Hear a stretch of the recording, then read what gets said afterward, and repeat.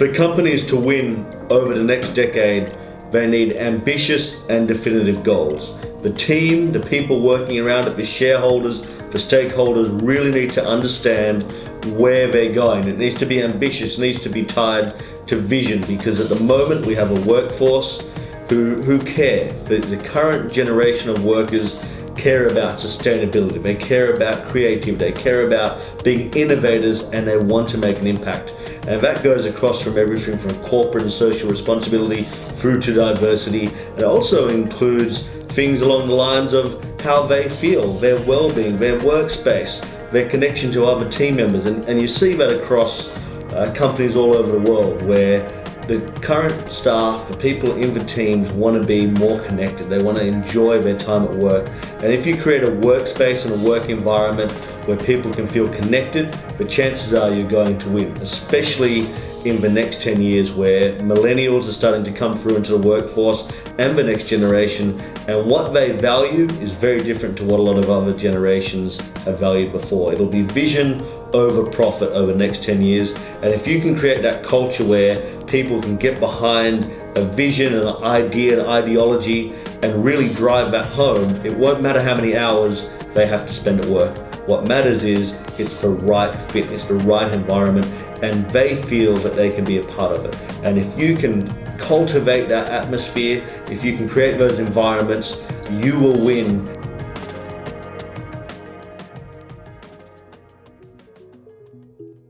The big industries to look for in the next 10 years are industries which are up and coming. So you want to be looking at renewable energy, what's happening in that space, automation, massive strides in automation. That will continue through for the next 10, 20 years. That's most probably going to be one of the big industries around. And anything to do with artificial intelligence, you want to start looking into that and finding out how you can be part of the supporting services. There's going to be a lot of supporting services around AI. If you can get your head around what it is, how it works, and how it can be implemented into society, you're going to be well ahead of the curve. One of the big trends will be the education space.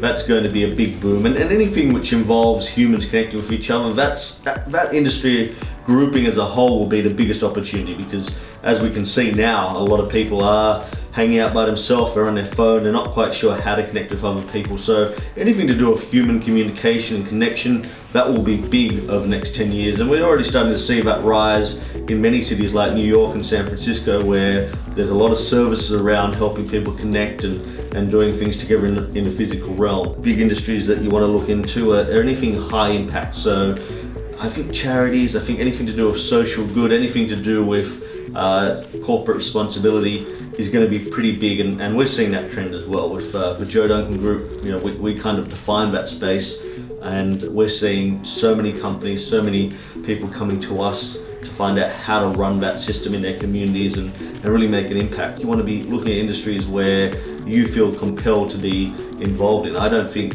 pay is going to rise globally. I think pay will kind of stay stagnant. If anything, I think it'll drop off over the next few years. I don't think people's wages will be going up. So that should be an incentive to be involved in the industries that you believe in and feel compelled to work in every day.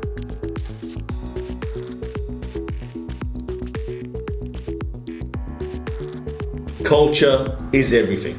And if you're going to be a great leader, if you're going to run a great organization, you have to be very aware of the culture you need to create.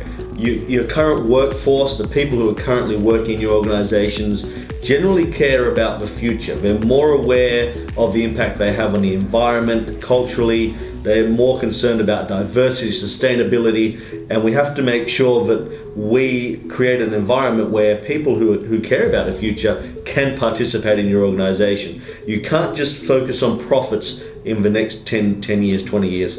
What the current workforce is looking for, what they're hoping to be a part of, is to be a part of a company, a vision, an idea which will allow them to prosper and thrive, not just as individuals, but as a group, as a global community. And when I talk to millennials and I talk to a lot of people in the workforce, that's something they're more and more concerned about. It's not always about how much money they make and moving forward economically. They're just as concerned about the people they work with, the overall well-being of the company and society. And I think the great leaders are going to be able to understand that and shape the company in a new light. And it's something I'm constantly sitting down and talking to CEOs and executives about, is how you change that culture. How you go from a company which is generally based around profit and making a lot of money and then growing and expanding to create a leaner organization that cares a bit more about humanity and society as a whole, and how CSR plays into that. And social and corporate responsibility is such a big topic at the moment. And a lot of companies come to us because we really define that sector. Before 5 a.m. we started with making an impact before we created anything else. And a lot of people want to understand the magic of that. They want to understand why people care and why they want to be involved with before 5 a.m. Well, the way we did it was we only ever focused on impact. We only ever focused on caring. We only ever focused on making sure that well-being was important, the well-being of individuals, society, and creating something that people can get behind. Those same ideas, those same concepts can be implemented into any company.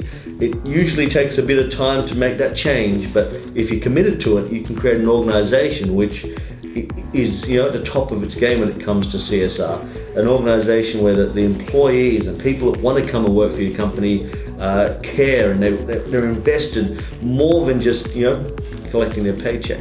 You have to create a culture, and culture is everything in 2019, and it will be for the next 10 or 20 years.